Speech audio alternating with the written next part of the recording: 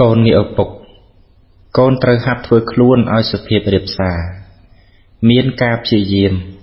ចេះអើពើជួយធ្វើការអ្នកដទៃដោយសេចក្តីពេញចិត្តនិងធ្វើខ្លួនឲ្យជាមនុស្សបានការដើម្បីជាប់ជាឧបនិស្ស័យដល់ធំឡើងកូនបានធ្វើជាមនុស្សល្អជាមនុស្សមានសេចក្តីចម្រើនមាំទាំក្នុងជីវិតកូននៅតូចគួរធ្វើអ្វីដែលត្រូវឲ្យនៅក្នុងការវឹកហាត់កសាងខ្លួនបើកូនមានស្មារតីកសាងខ្លួនជានិច្ចនោះកូនធ្វើអ្វីតែងមានរបៀបរៀបរយកាលបើមានរបៀបរៀបរយល្អហើយកូនអាចរៀនសូត្រនិងធ្វើការងារផ្សេងបានដោយត្រឹមត្រូវតទៅកូននឹងបានជាមនុស្សមាននៅសេចក្តីសម្រេចនិងសេចក្តីចម្រើនឲ្យដល់ខ្លួនឯងព្រមទាំងសង្គមគ្រួសារសង្គមជាតិក្នុងអនាគតយ៉ាងពិតប្រាកដកូនមានឪពុកកូនត្រូវតែជាមនុស្សល្អដូចតទៅ 1. ជាកូនដែលល្អរបស់ឪពុកម្ដាយ 2. ជាសិស្សដែលល្អរបស់គ្រូអាចារ្យ 3. ជាមិត្តដែលល្អរបស់មិត្ត 4. ជាប្រជាពលរដ្ឋល្អរបស់ប្រទេសជាតិ 5. ជាសាវកល្អរបស់ព្រះសម្មាសម្ពុទ្ធចូលកូនមានជីវិតត្រឹមត្រូវនៅក្នុងលោកនេះដោយខំប្រឹងសាងនូវសុចរិតពិតប្រាកដចូលកូនរស់នៅឲ្យបានជាសេចក្តីសង្ឃឹមរបស់មនុស្សទាំងឡាយចូលកូនប្រាថ្នាឲ្យពិភពលោកបានជួបនៅសេចក្តីសុខស្ងប់កូនមានឪពុកជីវិតរបស់ឪពុកតាំងពីមានកូនរហូតមកដល់ខណៈនេះសេចក្តីប្រាថ្នារបស់ឪពុកដែលមានចំពោះកូនគឺសូមឲ្យកូនមានការចេះដឹងល្អនិងមានការប្រព្រឹត្តល្អទ្រព្យសម្បត្តិមិនមែនជារបស់សំខាន់ខ្លាំងណាស់ណាទេក្នុងការដែលឪពុកម្ដាយចែកឲ្យកូននោះតែការចេះដឹងល្អនិងការប្រព្រឹត្តល្អជាសម្បត្តិដ៏សំខាន់ដ៏ក្រៃលែងដែលឪពុកនិងម្ដាយប្រាថ្នាប្រគល់ឲ្យដល់កូនជាទីស្រឡាញ់និងជាទីហួងហែងរហូតមកបើកូនធ្វើតាមពាក្យដែលឪពុកនិងម្ដាយណែនាំផលនឹងកើតបានជាគុណតម្លៃនិងជាសេចក្តីសុខឲ្យដល់កូនរួមទាំងគ្រួសារព្រមទាំងអ្នកដែលនៅជុំវិញកូនទៀតផងកូនមានឪពុកកតញ្ញូតាធម៌ជាគុណធម៌ដែលសំខាន់ក្នុងភាពជាមនុស្សការដឹងគុណនិងការតបគុណនោះ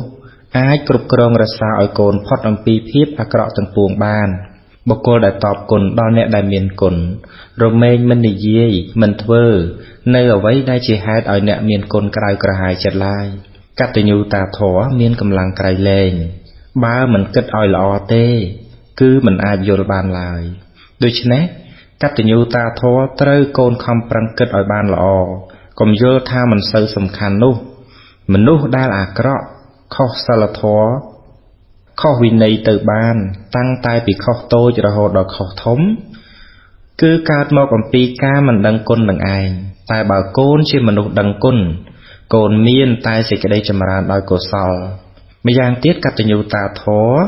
ដែលមាននៅក្នុងខ្លួនរបស់កូនជាគ្រឿងសម្គាល់ថាកូនមានឪពុកជាមនុស្សល្អកូនមានឪពុកពេលវេលាដែលកន្លងទៅនិងជីវិតឪដែលបានកន្លងមកនេះ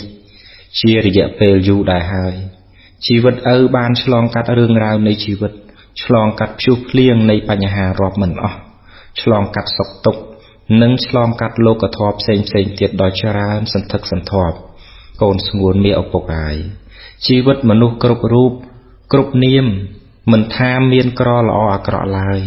ជាទីបំផុតនៃជីវិតទាំងអស់ត្រូវធ្លាក់ចុះចូលក្នុងការចាស់ការឈឺនិងសេចក្តីស្លាប់ជាពិតប្រាកដក្នុងរយៈពេលនៃជីវិតឪដែលបានកន្លងមកនេះឪបានជួបប្រសពនិងបានដឹងរឿងរ៉ាវច្រើនក្នុងលោកឪមានពាក្យដែលត្រូវប្រាប់កូនឲ្យបានដឹងចូលកូនប្រុងចាំស្ដាប់ជីវិតមនុស្សយើងនឹងមានសេចក្តីសុខទៅបានតើតែយកធម៌មកជាកល្យាណមិត្តយកធម៌មកទំនុកបំរុងដល់ចិត្តតាំងទុកនៅចិត្តជានិច្ចអចិន្ត្រៃយ៍ធម៌ក្នុងទីនេះគឺការបំពេញនៅមុខនេតិនិងភាពត្រឹមត្រូវក្នុងពេលខ្លះសេចក្តីទុក្ខក៏បានមកដល់ជីវិតដើម្បីសាកល្បងយើងបើយើងមានសេចក្តីអត់ធន់ច្រើនប៉ុណ្ណាសេចក្តីសម្រេចក៏នឹងមានច្រើនប៉ុណ្ណោះដែរសេចក្តីសម្រេច មានសម្រាប់អ្នកដែលមាននៅសេចក្តីអត់ធន់និងមាននៅសេចក្តីព្យាយាមសូមឲ្យកូនប្រកាន់គតិមួយថា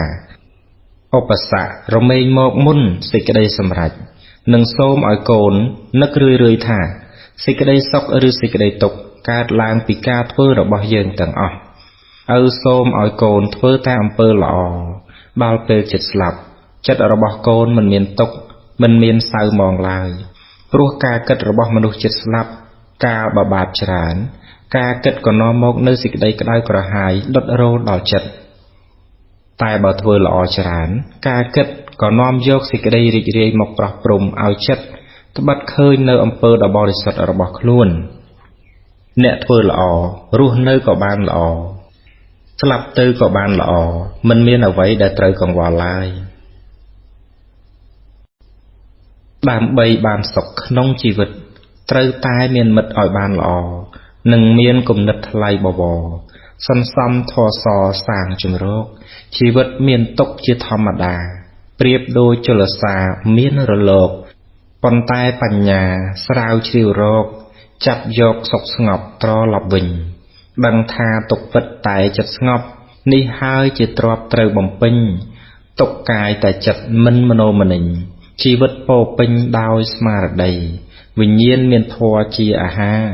ទើបបានសុខាទាំងប្រុសស្រីសុចរិតធម៌សជាចំណីសិរីសួស្តីមានរាល់ឆ្នាំកូនមានឪពុកជីវិតមនុស្សគ្រប់គ្នាដែលបានកើតមកនៅក្នុងលោកហើយមានប្រក្រតីនៅដោយសេចក្តីសុខទៅបាននោះគឺមកអំពីស្គាល់និងគោរពនៅតួនាទីរបស់ខ្លួនឯងដើម្បីកូនមានឪពុកស្គាល់តួនាទីស្គាល់នៅសិទ្ធិរបស់ខ្លួនសិទ្ធិរបស់អ្នកដទៃនិងដើម្បីរៀបចំទុកដាក់ឲ្យបានល្អក្នុងការសេពគប់ឬសមាគមរួមការងារក្នុងកិច្ចការផ្សេងៗព្រមទាំងដើម្បីឲ្យបានប្រសើរក្នុងការតាក់ទងជាមួយអ្នកដទៃក្នុងសង្គមកូនត្រូវសិក្សារៀនសូត្រឲ្យមានចំណេះដឹង7មុខ 1. កូនត្រូវរៀនឲ្យដឹងថាកិច្ចការអ្វីខ្លះដែលជាមុខនេតិរបស់មនុស្ស 2. កូនត្រូវដឹងហេតុនិងផលក្នុងការងារដែលត្រូវធ្វើមិនត្រូវច្រឡំហេតុផលជាដាច់ខាត 3. កូនត្រូវរៀនអំពីខ្លួនឯងត្រូវស្គាល់ខ្លួនឯងឲ្យបានប្រាកដព្រមទាំងត្រូវដឹងពីការគោរពខ្លួនឯងផង 4. កូនត្រូវរៀនឲ្យដឹងប្រមាណគឺចេះស្ទង់ស្ទាបក្នុងដំណើរការមានបញ្ញាយល់ត្រូវជាគ្រឿងកំណត់ 5. កូនត្រូវរៀនអំពីពេលវេលាត្រូវចេះកំណត់ដឹងកាលត្រូវចេះប្រើប្រាស់ពេលវេលាឲ្យមានប្រយោជន៍ 6. កូនត្រូវរៀនឲ្យដឹងអំពីព្រឹត្តិការណ៍និងអធ្យាស្រ័យនៃបុគ្គលត្រូវចេះសង្កេតឲ្យស្គាល់មនុស្ស 7. កូនត្រូវរៀនឲ្យស្គាល់អំពីសង្គមមនុស្សទំនៀមទម្លាប់ប្រពៃណីចំណេះដឹងទាំងអស់នេះមិនត្រឹមតែធ្វើឲ្យកូនស្គាល់នៅតួនាទីរបស់ខ្លួនច្បាស់លាស់ប៉ុណ្ណឹងទេ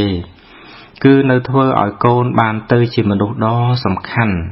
ក្នុងការជួយខ្លួនឯងនិងជួយដល់អ្នកដទៃទៀតផងប៉ុន្តែឪសូមឲ្យកូនមាននៅស្មារតីប្រយ័ត្នជានិច្ចចំពោះសេចក្តីប្រមាទ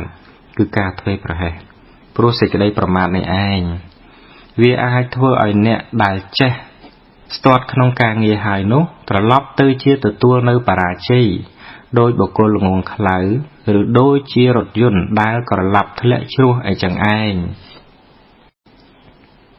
កូនមានឪពុកការក្រែងចិត្តជាសម្បត្តិរបស់មនុស្សល្អបើកូនទៅណាមកណាកុំឲ្យគេរងចាំ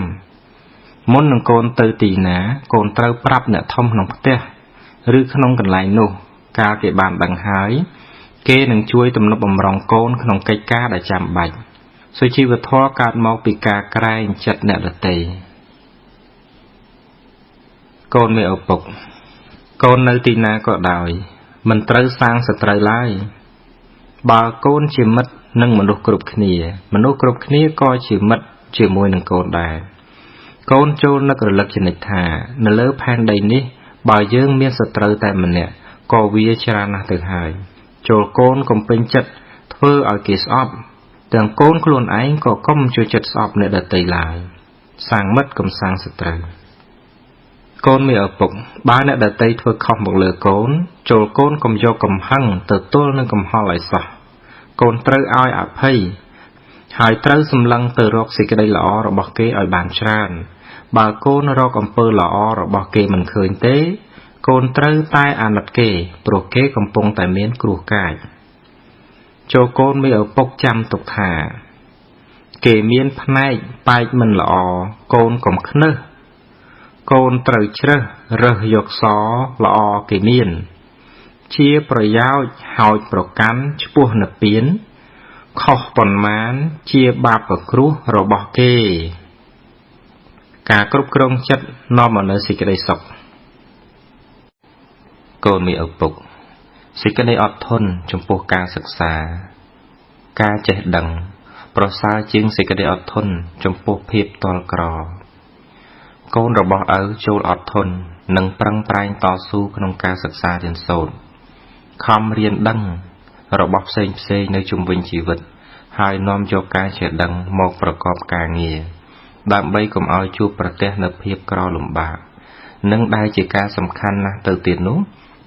គឺកូនអាចនឹងជួយអ្នកដទៃបានកើតមកជាមនុស្សត្រូវកសាងសមត្ថភាពកូនមេឪពុកវិធីដែលនឹងធ្វើឲ្យកូនបានជាមនុស្សឆ្លាតនិងចេះដឹងសពគ្រប់នោះមិនជាការលំបាកឡើយគឺគ្រាន់តែកូនអានសៀវភៅរាល់ថ្ងៃហើយនៅពេលអាននោះកូនត្រូវមានចិត្តតាំងមាំផងការអានសៀវភៅជាអង្គប្រកបមួយខាងក្រៅនៅមានអង្គប្រកបមួយទៀតដែលជាខាងក្នុងគឺយោនិសោមនសិការៈបានដល់ការពូកែគិតក្នុងហេតុផលអង្គប្រកបទាំងពីរនេះនាំឲ្យបានច្រើនបញ្ញាចំណេះដឹងមានប្រយោជន៍ណាស់ត្រូវខំប្រឹងប្រែងស្វែងរកយកមកដាក់ខ្លួន